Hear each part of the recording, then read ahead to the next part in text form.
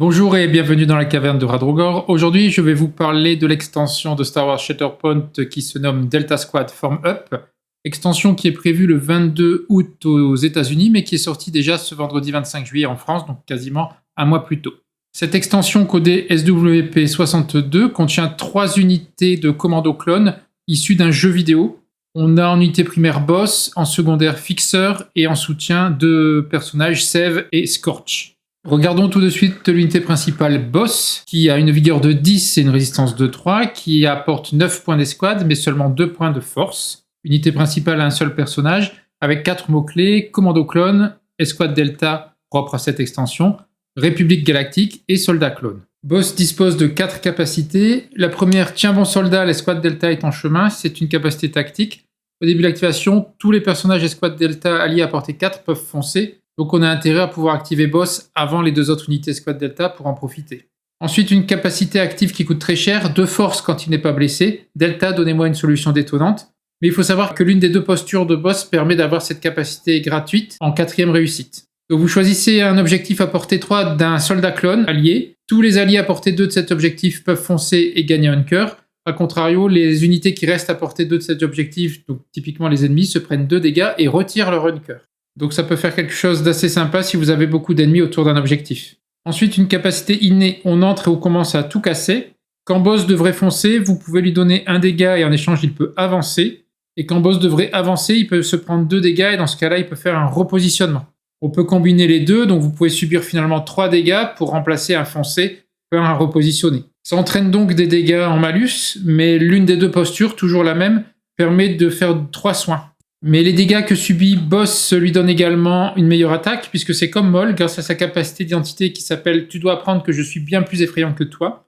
Pour chaque groupe de 3 dégâts que possède Boss, vous ajoutez 1 dé au lancer d'attaque, et pour chaque pion estropié, vous ajoutez également 3 dés au lancer d'attaque. D'autre part, quand Boss blesse une unité ennemie, vous récupérez 2 forces. Voyons les 2 postures de Boss. La première qui s'appelle Sale Boulot, c'est plutôt celle en mêlée.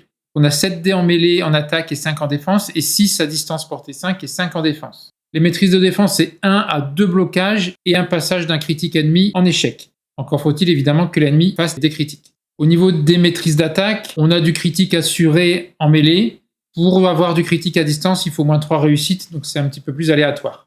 L'arbre était plutôt simple, on a jusqu'à 9 dégâts en bas ou 8 dégâts en haut.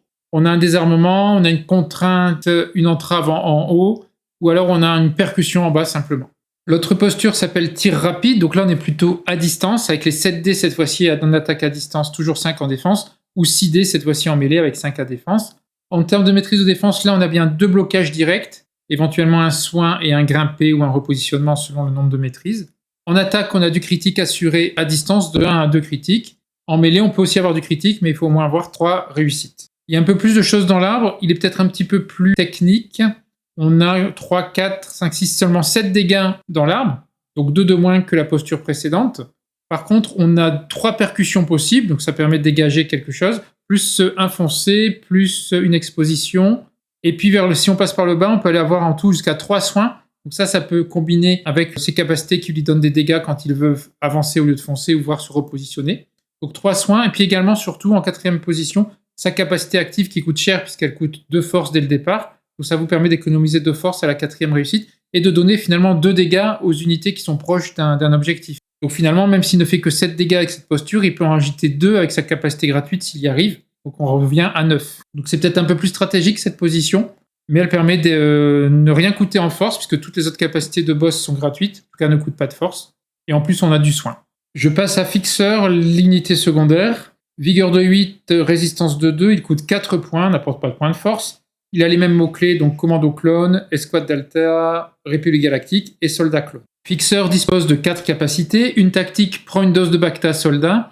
À l'activation de Fixer, vous pouvez prendre un soldat clone allié, n'importe lequel, qui va pouvoir soigner et foncer. Ça, c'est toujours sympa. Ensuite, une réactive gratuite quand il n'est pas blessé en formation monsieur. Quand une autre unité soldat clone fait une action de déplacement, si elle termine son déplacement à portée 3 de Fixer, elle gagne un cœur. Ensuite, une autre réactive qui s'appelle On les embobine et on se les fait.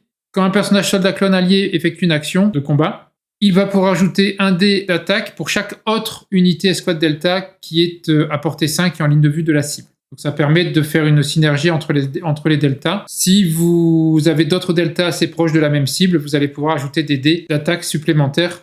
Ce sera gratuit tant que Fixer ne sera pas blessé. Et enfin, une capacité innée de Fixer. Regarde comment travaille un professionnel.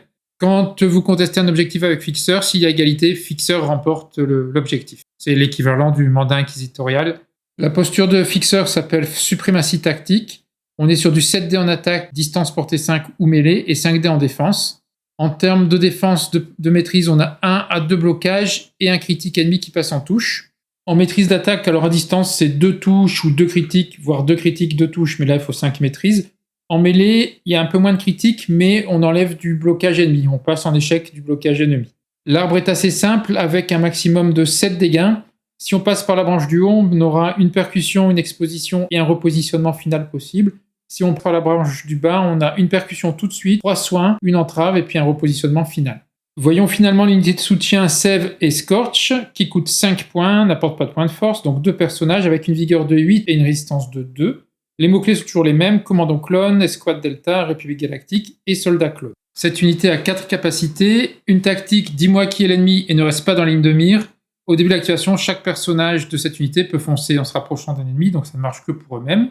Ensuite, une active qui coûte directement une force, oui, plus d'explosifs. Choisissez une unité ennemie à portée 3, lancez 5 dés d'attaque directement, et l'unité ennemie choisie va se prendre 1 dégât pour chaque maîtrise obtenue, et si elle se prend au moins 1 dégât, elle aura aussi une contrainte. Ensuite, une réactive qui coûte une force dès le départ, qui s'appelle Règle 17, toujours s'assurer qu'ils sont morts.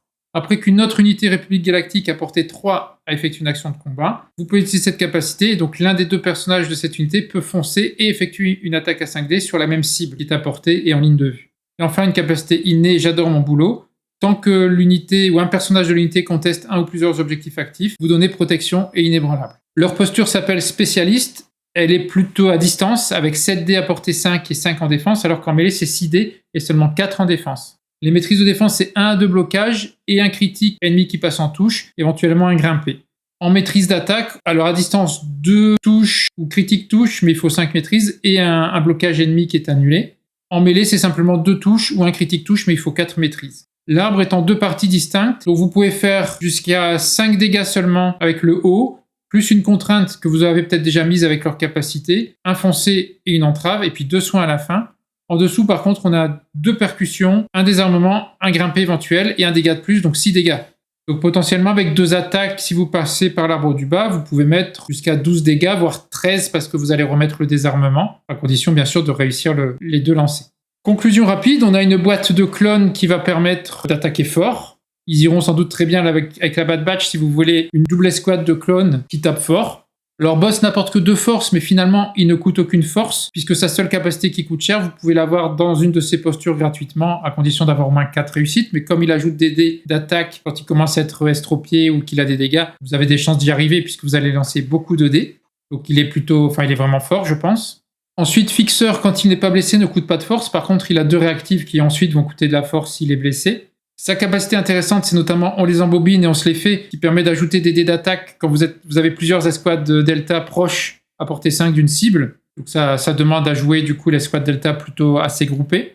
Son autre avantage également, c'est qu'il conteste double, en tout cas quand il y a égalité, vous remportez l'objectif grâce à lui. Enfin, Sève et Scorch sont l'unité qui va consommer le plus de force, puisqu'ils ont une active et une réactive qui coûtent déjà une point de force quand ils ne sont pas blessés. Donc après, on risque d'être un peu limité s'ils deviennent blessés au niveau des capacités. Ce qui est intéressant, c'est la règle 17, puisque ça vous permet, après qu'une autre unité république à portée 3 ait fait une attaque, de faire foncer un personnage de cette unité et de faire une attaque bonus à 5 dés supplémentaires.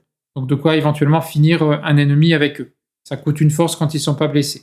L'autre capacité active qui coûte une force plus explosive peut être intéressante si vous avez beaucoup de force en rab, puisque ça permet de donner des dégâts pour chaque maîtrise obtenue en lançant 5 dés d'attaque, mais vous avez une chance sur 4 de faire une maîtrise avec un dé d'attaque. Donc ça vaut le coup peut-être si vous avez de la force en rab, mais sinon ça peut être risqué que vous ne pouvez ne pas faire du tout de maîtrise avec votre lancer de 5 dés. Enfin, cette unité est plutôt là pour aller chercher des objectifs, puisqu'elle a protection inébranlable. En tout cas, les personnages ont protection inébranlable quand ils contestent un objectif actif. Voilà, donc la République, comme on le disait sur le Discord, avait pas forcément besoin de cela, puisqu'elle est déjà très forte en ce moment. On se retrouve avec des clones bien violents en attaque, je pense, avec même un clone qui a les capacités comme Maul, c'est-à-dire qu'il ajoute des dés quand il est estropié en attaque. Alors, pas beaucoup de force, mais le primaire est capable de récupérer 2 points de force quand il blesse quelqu'un. Je pense que dans les prochaines semaines, on verra beaucoup de Death Squad, donc la Delta plus la Bad Batch. Donc ça fera plein de clones avec une bonne puissance d'attaque. Donc c'est typiquement une liste qu'on devrait beaucoup voir ces prochaines semaines.